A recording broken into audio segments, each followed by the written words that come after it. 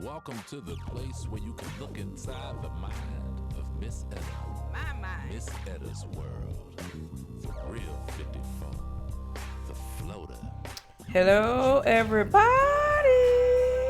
Welcome to Miss Etta's world once again. I'm Miss Etta. Hello. I am doing these fabulous podcasts because, and it's video now, so I know how to do both at the same time. Oh, troubleshoot. Anywho, today I'm going to be talking about stage fright. And the fear of public speaking. Both hand in hand, you know. If you can't talk, if you're scared of talking in front of people, if you're scared of performing, it's amazing. So, statistics that I found out, okay? I found out from, what's his name? BrandonGale.com. That's where I found out this information. It says that 74% of people suffer from some type of social anxiety disorder, SAD, right? And it says that 75% of women and 73% of men, of the 5.3 people suffering from this, they suffer from speaking. And 10% of that has impaired them from getting paid more. Oh my goodness. It's just amazing to me. I thought I was special. I thought I was just like, oh, not everybody suffers like this. Yes, a lot of people are suffering from this glossophobia. This glossophobia. I'm gonna tell you about my stage fright experience, okay? My stage fright was horrible. I had it since I was little, a young little Etta. I remember singing happy birthday to my mama at this dance class. I thought it was a dream, but she said, "You don't remember? You sang happy birthday to me and it was so pretty. You had all these runs." And I was like, oh, that was for real. Must have blocked it out. Anyway, my stage fright was so bad that I would clam up, be dough in headlight type of situation. I would just freeze, forget everything. Lyrics, what's the lyric? I can't remember anything. It's tears, all this. And it's still there in me. Yes. Some of you know that I went back to school to finish up schooling for my music degree, right? However, my testing anxiety got really, really bad. This was only a couple years ago. You see me being rah Etta up there, squalling and doing all that type of stuff. No. It's different when you're in front of a whole bunch of different people, because you have the safety of your band. You have, even if it's one other person, it's you and that person making music, you know that you can do that. There's no judgment because you're doing what you do. However, when you do your testing, is one-on-one with the educator. I know, I'm a teacher, so it shouldn't be any excuses. All my teacher things were put on the shelf. I was that problem student.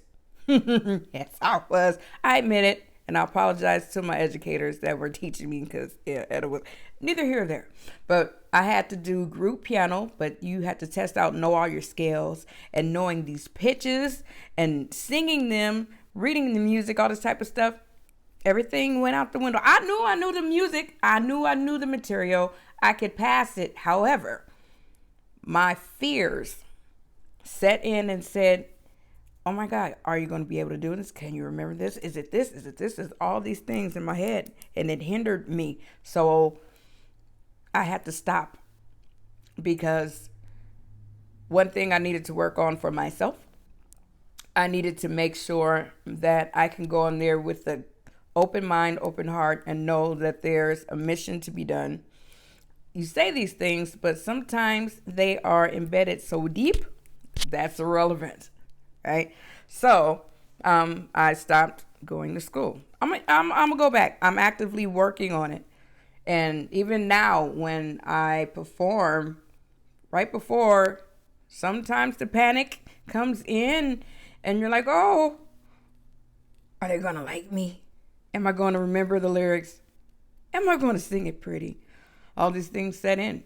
However, 10 years ago, there was a switch that got turned on. That switch allowed me to understand that, yes, I have a gift. It allowed me to understand that I have something that's bigger than myself that I have to keep going forth to deliver. And I just had to face it head on. And it takes time. It takes time. When I first started 10 years ago, part of the Doo-Doo Funk All-Stars, Doo-Doo Funk, right? We had this jam, Dookie Jam. We did this every week. It was all-inclusive funk jam here in beautiful Portland, Oregon. And Tony Ozier, he's the one who said he saw something. He saw the light. It was shut off. But he was like, here, learn this. I was like, okay. So I learned the songs, and he was very, very instrumental in seeing who you are, who I am right now. If it wasn't for Ozier, I wouldn't be here. Hands down. One of the people. Anyway, I would be in the corner because part of being in the group, you have to be at the jam, help facilitate all this type of stuff. But, I'm a background singer. So I'm going to be over in the back in the corner with singing the oohs and the ahs and all that type of stuff. But eventually I ended up in the front. Oh my gosh. Anytime he would lead a stage a lot too. And he would leave me to facilitate. And I'm like, I don't know how to do this. But it's just like being a teacher in my other life. Had to have both of them coexist. Neither here or there. Over time, once you keep putting yourself in that situation over and over and over and over and over again, it becomes more secondhand. I still look at myself in a lot of pictures like, wow, I am singing. People actually like what I do. I am behind a mic. And the only person that can turn that switch on is you.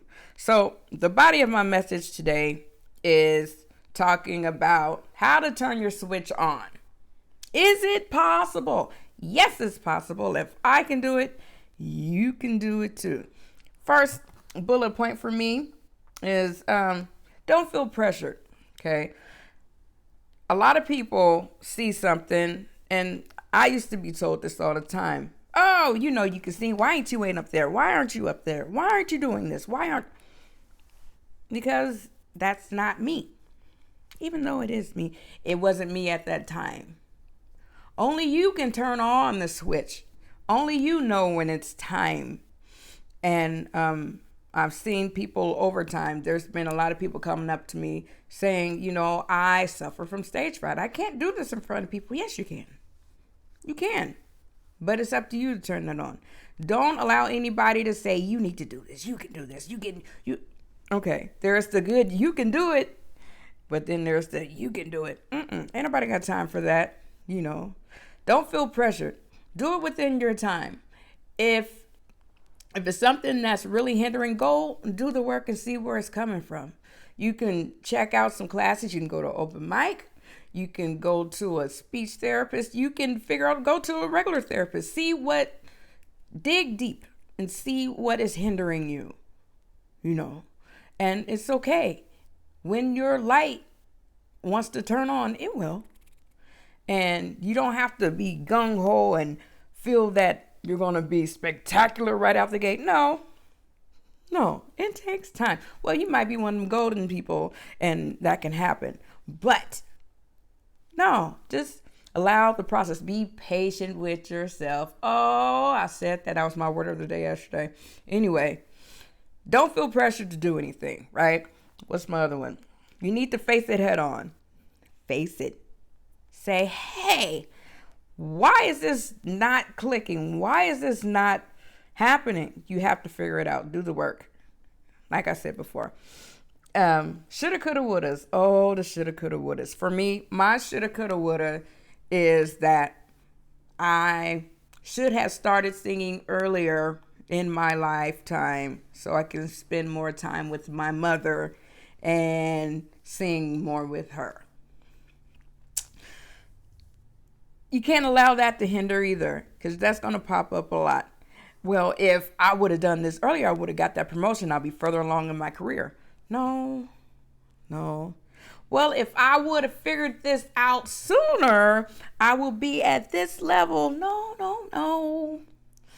You are where you're supposed to be right now. So if you want it to bloom, if you want it to blossom, if you want to hone it, you're going to have to start soon. It's not a pressure type of thing, but it's totally up to you. So don't allow your shoulda, coulda, wouldas to get in your way and hinder your progress. Again, that was part of my life for a long time, especially after she passed away. I was just like, I don't know. But somebody said, don't stop singing. And I was like, that's not an option. You know, I'm a music messenger. It's part of the family business. This is what I'm supposed to do. What's the next one? Again, only you can flip the switch on being who you are. If you want to get up on a stage, if you want to get out there and do poetry, if you want to be an orator, if you want to sing some songs, find somewhere that's a safe place for you. My safe place was the Dookie Jam. I was surrounded by my family. And it was okay to mess up. It was okay to clam because it wasn't a paid gig. Well, you know what I mean? It was a jam. Go to different jam sessions.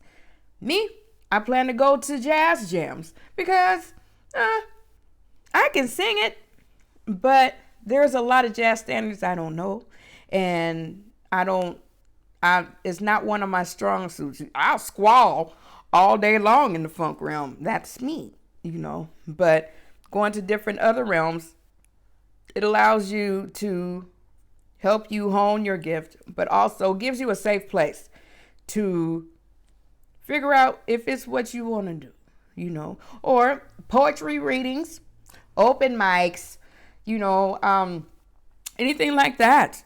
Whatever it is in your public speaking or public whatever you want to do, you know. What else? The right intention. Okay, the right intention. When you have the right intention in doing something, it usually comes into fruition sooner than later. When I first started, it wasn't in the right intention, and I know it wasn't, and I do apologize. Apologize to the person, apologize to the universe, apologize to Father God, and apologize to myself. I knew that it wasn't in the right spirit when I started, but I've turned it around, and I sing for the highest good, the greater good, and everything that's blessed. That's what I do this for.